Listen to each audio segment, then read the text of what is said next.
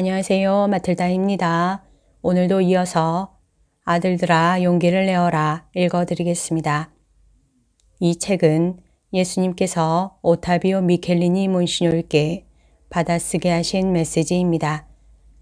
94장 파수꾼이 깨어있지 않다면. 주교들은 교황과 더불어 진리 곧 나의 가르침과 말로 이루어진 유산의 헤아릴 수 없는 가치를 수호하는 사람들이다. 주교들은 교황과 더불어 당연히 내가 내 교회에 가르쳤던 윤리적이고 영적인 가치들을 수호하는 사람들이다.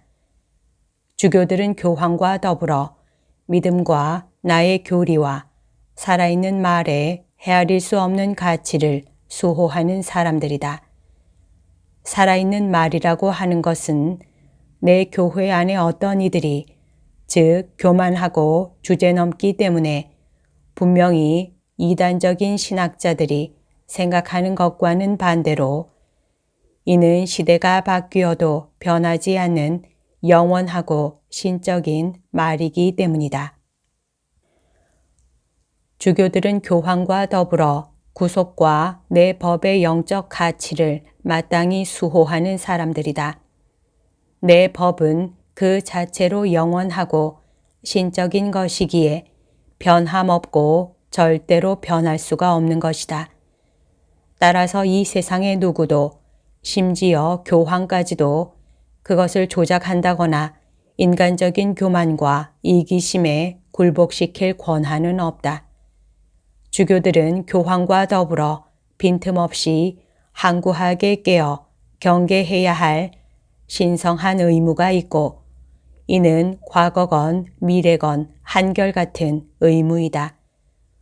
왜냐하면 하느님께서 인류에게 이 영적 보화들을 거저 주신 것은 인류가 암흑의 지배자의 압제에서 해방됨으로써 악에서 자유로워지고 드높여져서 알파요 오메가이시며 만물의 창조주요 주님이신 삼위일체 하느님과 하나 되게 하시려는 것이기 때문이다. 그런즉 악의 어두운 세력의 공격으로부터 신앙을 보호하는 것이 과거에도 지금도 주교들의 의무이다. 하느님의 흉내를 내는 이 어두운 세력들은 그들의 파괴 활동을 위해서 하느님께 뽑힌 이들을 도구로 쓰기 때문이다. 이 뽑힌 이들은 신심 깊고 충실하고 하느님의 영광과 많은 영혼들의 선익을 위한 열정으로 불타는 아들들이 되어야 할 사람들인데도 말이다. 그러나 적지 않은 봉헌자들이 신비체의 끔찍하고 깊은 상처인 교만 때문에 눈이 어두워져서 너희와 교회의 원수들이며 내 원수들이기도 한 자들이 저지르는 사탄적인 붕괴와 파괴 활동을 알아보지 못했다. 게다가 위험을 알아차렸을 때에도 위신을 잃는 것이 두려워서 거기에 필요한 정력과 힘을 쏟아 대응하지 않았다. 그들은 어제도 오늘도 항상 체면이 깎일까봐 전전긍긍하는 것이다. 아들아, 오류와 부도덕의 만연은 어떻게 설명될 수 있겠느냐? 이단의 급속한 확산은 또 자연법에 어긋나는 낙태나 매춘을 합법화하고 범죄를 정당화하려 드는 추세에 대해서는 사실 선량한 사람들 편에 항의의 외침이 없었던 것은 아니다. 그러나 그 수는 얼마 되지 않았다. 게다가 내 교회 안에 집단적 항의의 움직임이 없었다는 것도 사실이다. 이는 진리와 영혼들의 선익을 위한 신성한 권리를 옹호할 목적으로 정당한 수단이라면 정신적이건 물질적이건 모든 수단을 총동원하는 집단적 움직임을 말한다. 그런데 주교와 사제들은 흔히 입 다물고 있는 것이 상책이라는 이유로 마땅히 해야 할 대항을 하지 않고 잠자코 있었고 그렇게 함으로써 간접적으로 악과 공모하고 악의 도구가 되었기 때문에 매우 중대한 잘못을 범한 것이다. 아들아, 네가 알다시피 현대의 사목은 실제적인 모순을 분명히 드러내고 있다. 따라서 이 무분별로 말미암아 교회의 모든 조직들이 배척을 받는 중이거나 적어도 위기에 처해 있다. 반면에 사탄의 조직들은 교의적인 악과 윤리적인 악, 그리고 흔히 물질적인 악까지 대거 전파함으로써 무신론적이고 물질주의적이 된 사회 속에서 아무런 배척도 받지 않고 순조롭게 척척 성공을 거두고 있다. 오, 내 교회에는 얼마나 큰 맹목과 나약이 도사리고 있는지.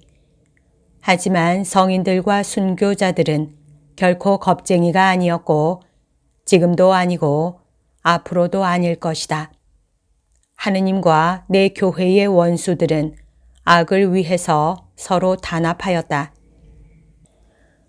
내 주교와 사제들도 선을 위해서 그렇게 단합했더라면 내 교회의 면모가 오늘날과 같지는 않을 것이다. 현대적 진보의 실현 가운데서 특히 홍보 전달 수단들이 내 교회 안에 여러 악에 대해 책임이 있을 것이라고 하는 정당화는 영원한 심판자인 나에게는 말할 것도 없이 통하지 않는 핑계이다.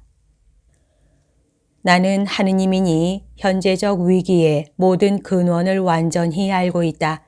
그 근원이 얼마나 다양하건 낱낱이 다 알고 있다. 그렇기 때문에 나의 신적 정의 앞에서는 핑계를 둘러대도 아무 소용이 없다고 말하는 것이다. 여러 수단들과 공학 기술 그 자체는 선을 위해서 혹은 악을 막기 위해서 사용될 수도 있었을 터이다.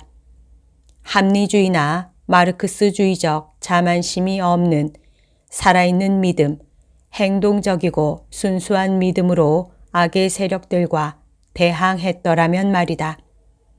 나는 심판 때에 내 사제들과 주교들의 개인적 책임과 집단적 책임의 정도를 평가할 작정이다. 어떤 핑계도 쓸데없으리니 아무도 하느님의 심판을 면할 수 없고 앞으로도 결코 면할 수 없겠기 때문이다. 무거운 책임이 다수의 목자들과 사제들의 양심을 짓누르는 것은 악의 세력을 막아야 할 의무를 소홀히 했기 때문이다. 악의 세력이라면 단지 막기만 할 것이 아니라 나와 내 어머니가 끈질기게 가르쳐온 모든 수단들을 예컨대 겸손과 기도와 속죄와 같은 모든 수단들을 써서 대항하기도 해야 했던 것이다.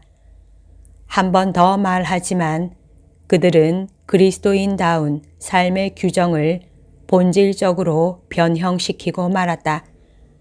인생은 시련이고 지옥의 어두운 세력과 그 속임수와 대항해야 하는 투쟁이다. 이를 변형시키는 것은 그리스도교를 변형시키는 것이고 구속을 변형시키는 것이며 구속의 본질을 손상시키는 것이다.